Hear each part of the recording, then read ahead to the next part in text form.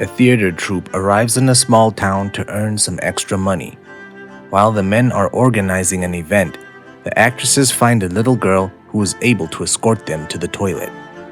The baby turned out to be resourceful and enterprising, so she not only sold her knowledge of the area to women, but also allowed the boys to spy on adult ladies for coins, admiring their forms. Meanwhile, the wayward comic playwright Molière, head of the theatrical troupe, decides to take a walk around the city in the company of his friend and brilliant actor, Gros Ryan. In one of the yards, men notice that some kind of performance is starting and decide to watch it. Soon, a charming girl appears on stage, dancing in front of a crowd of men. It starts to rain, and everyone runs for cover, believing that this is God's punishment because the dancer is the messenger of the devil. Molière and Gros Ryan are the only ones who never leave the stage, as they have gone crazy because of the beautiful girl. Immediately after the performance, friends argue over who will be the first to go to the girl to talk with her. Gros Ryan wins this opportunity as he's the first to notice the charming dancer. The father of Marquise does not let the actor in because a whole queue has formed for her, and he needs to pay to express his admiration for the young dancer. After a fight with the girl's father, Rian sneaks into her room and sees her making love to a man who paid a couple of coins for it. The beauty, who grew up in poverty, is distrustful of the actor and drives him away. But Rian fell in love with her because of the provocative movements that had a magnetic effect on him. Promising to put the world at her feet, Rian offers the girl a hand and a heart, and also promises the stage of Paris. Marquise, who dreamed of becoming an actress, agrees to become the wife of the theater actor. Rian brings the girl to the stage to introduce her to colleagues and other actresses. Meanwhile, Molière finds a man capable of legitimizing his friend's marriage and also brings him to the stage.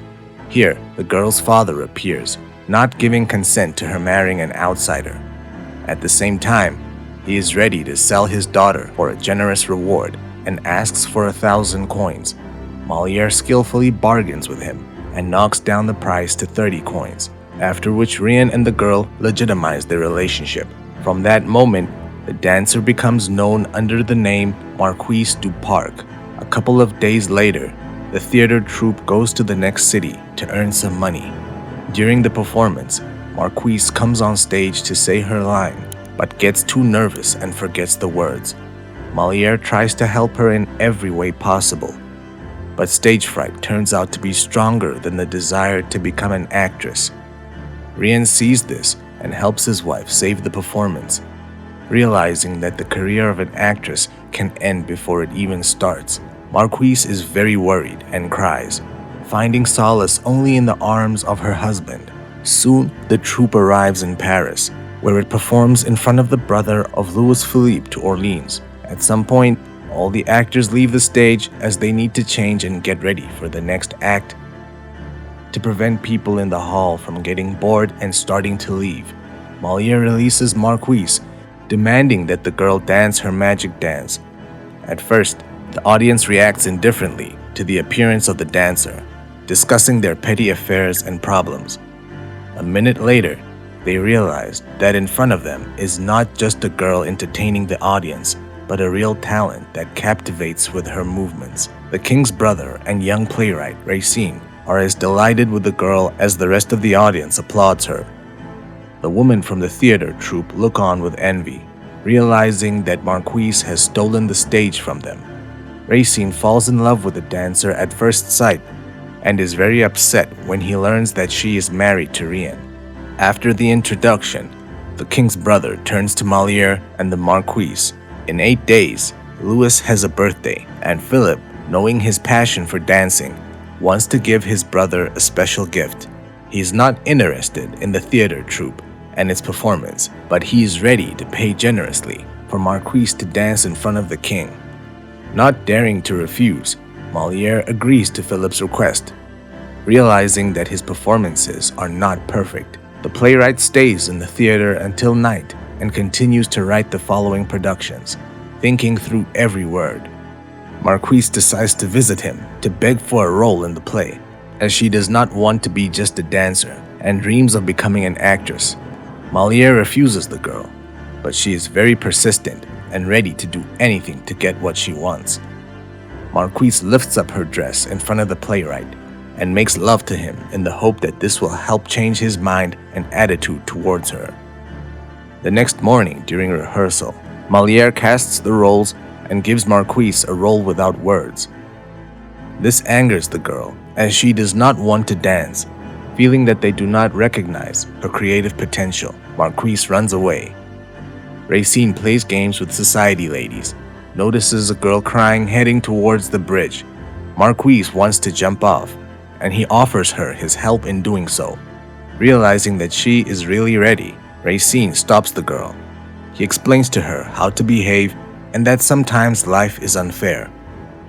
It is important to endure blows and make concessions to fulfill the whims of those who can influence your fate and future.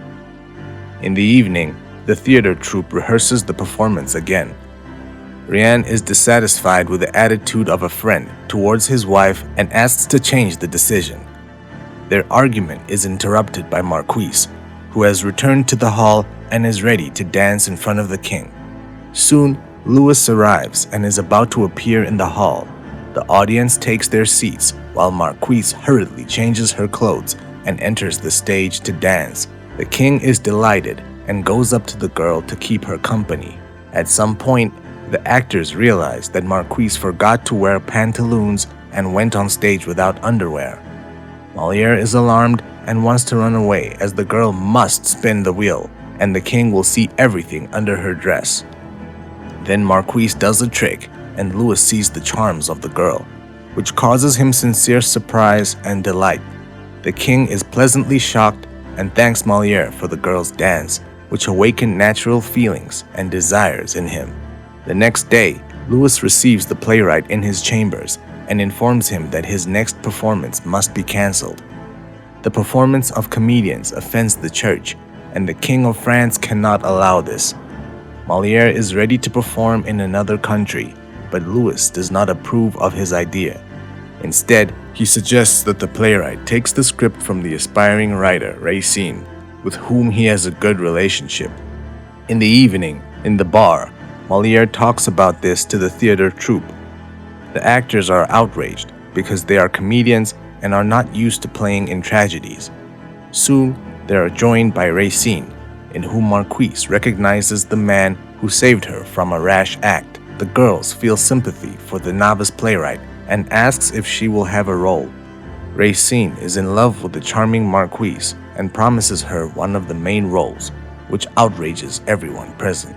The next day, Moliere distributes the roles, but Marquise is again unhappy with his choice. The girl suggests that women take on other roles, as a result of which a quarrel arises, and the actresses pounce on the defenseless Marquise. A few days later, Moliere and his wards are put on a play, and Marquise, with a black eye, is forced to watch them from the audience. The tragedy performed by comedians is not to everyone's liking. Moreover, one of the actresses forgets her words. Marquise interferes with the performance, which finally disrupts the production. Actors are pelted with rotten apples and asked to leave the stage. Racine is also disappointed with the performance, but decides to save Marquise, as the other actresses might tear her apart because of what happened. Secluded in a secret room, Racine explains to the girl that she needs to feel the role and play it with all her heart. At the same time, she molests Marquise, but she rejects the aspiring playwright, as she has a husband. Rian is also there and eavesdrops on their conversation, rejoicing that his wife is faithful to him. The next morning, Marquise arrives at the royal palace at the invitation of Racine. The girl is criticized by secular ladies, and she is openly condemned for dancing without underwear.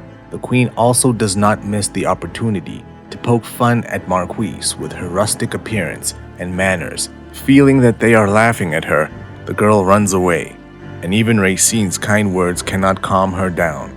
A little later, Marquise visits the playwright, and he presents her with a new script in which she will play the main role. Racine shows sympathy for the girl but she reminds him that she is married and agrees to be with him only on the condition that she plays this role. Returning home, Marquise spends time with her husband and promises that she will never leave him. The next morning, Racine sees Molière making changes to his script and forces the girl to dance. Because of this, a scandal breaks out between the men, which causes Molière to leave the stage. A few days later, Marquise and her husband go to church to baptize Molière's son. She asks her husband to support Racine, but he is not ready to betray his best friend. In the evening, the girl goes to Racine and is ready to spend the night with him, but the man refuses this because he sincerely loves her and wants the feelings to be genuine. Deciding to get rid of Rien, Racine buys poisoned chocolates from La Voisin and signs an agreement according to which a third of his future income will be given to her. Racine goes to visit the comedian and learns that he is very ill. Rien understands that he will soon leave this world and asks Racine to take care of his wife and love her as much as he does. A few days later, during a performance, Rien falls into an eternal sleep. The audience takes it as an actor's game, laughing and applauding him, not realizing that all this actually happened. Marquise is grieving the loss of her husband, but the housekeeper persuades her to accept Racine's offer and become the star of his performance. Agreeing with Marie, Marquise starts rehearsing, but she doesn't like playing the part with the old actor. Floridor is an experienced man and tells the girl how best to behave on stage, but she does not accept his comments and criticisms. Racine and Marquise spend the following days in bed, trying to reconcile and find a common language. A little later, the playwright meets with the king. Ludovic notices that there are a lot of beautiful girls around, and Marquise is no better than others. But Racine does not agree with him because the rest are only trying to compare with her, but are inferior in everything. Some time later, Marquise plays the lead role in a play for the first time. The king and his subjects ask the girl to stand up and meet with a standing ovation, with her head held high because she is a wonderful actress with a great future. Molière and former colleagues from the company are also here. After the performance, they visit Marquise to congratulate her on her successful debut and express their admiration. Molière admits that he was wrong, and Marquise played her part perfect. A little later, during the ball, the king invites the actress to dance and lavishes compliments. Molière is completely ruined. The police seize his property, and the actors have to steal their own props so that they are not confiscated. Comedian, for a long time succumbing to criticism from the church, finds justice, and the playwrights stop obscene performances in their opinion.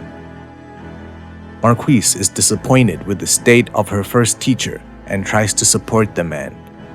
Realizing that Molière is unable to cope with the situation on her own, the girl decides to help him. She brings the playwright to the king, but the guards won't let him in. Marquise promises to guard that she will spend the night with him if he allows her to meet with Louis, and he is unable to stop the actress. The king agrees to help Molière, but also tells Marquise that Racine bought the poison candy for her husband. Louis is ready to forgive the playwrights, but on the condition that they work on the theater and sign nothing but their own plays. After another brilliant performance, Marie expresses her admiration for Marquise's acting and dreams of becoming the same as her. The girl decides to help the maid and teaches her the secrets of acting. Racine overhears the conversation of the girls and is pleased that Marquise has become a professional in her field. Some time later, Marquise is sick again, and she realizes that she is pregnant and expecting a baby. Despite feeling unwell, she says nothing to Racine and asks no one to give the lead role in her play. Soon, the couple goes to meet the king, where Marquise is to recite a verse. Louis climbs into the fountain and does not hear the words of the girl because of the water, so she also has to climb into the water to get closer to him. The water was cold, so Marquise fell ill, and Marie had to put the cans on her back. Realizing that there is a performance in the evening, the actress pretends that everything is fine with her and goes on stage. During the performance, her condition worsens, and the girl loses consciousness. Marie is the only one who knows the text of Marquise. So Racine agrees to give the role to her and releases the young servant on stage. 3 days later, Marquise comes to her senses and meets Molière, who is taking care of her. The playwright, former boss, and friend tell the girl that she lost her role, and Racine was carried away by the young and charming Marie. Realizing that her glory days are over, Marquise goes to the theater and sees Marie on stage, playing her role. Unable to bear this, the actress gorges on poisoned chocolates and goes on stage to read the last sensual monologue. She confesses to Racine that she is pregnant and blames him for giving the role to another. The playwright loves Marquise and would never leave her, but it's too late. Tightly hugging her beloved man, Marquise falls into eternal sleep. Taking the girl in his arms, Racine carries her off the stage, and the audience applauds her for the last time. And here, the movie ends.